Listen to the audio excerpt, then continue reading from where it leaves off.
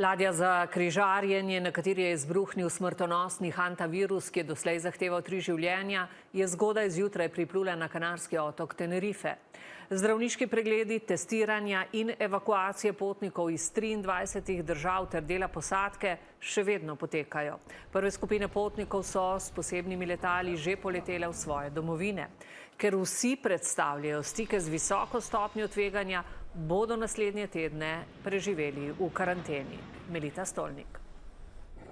Nesrečna nizozemska ladja s 146 ljudmi na krovu je v sidrišče pristanišča Garandija na Tenerifu priplula ob svitu.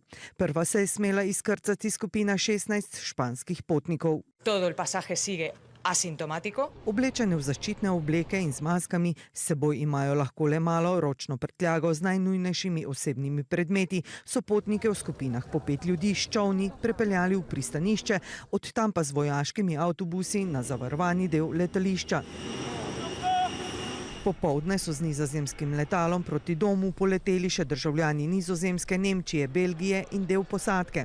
Po svoje državljane so letala poslale tudi Grčija, Francija, Turčija, Velika Britanija, Irska in Združene države Amerike. El último vuelo de todo el procedimiento está previsto para mañana, que es el vuelo de Australia, que tiene 6 personas y que son personas tanto de Australia como de Nueva Zelanda, como también algunas personas del área de Asia. Za posledicami okužbe z andskim sevom hantavirusa je doslej zbolelo 6 ljudi, med njimi so 3 umrli, nizozemski par in nemški državljan.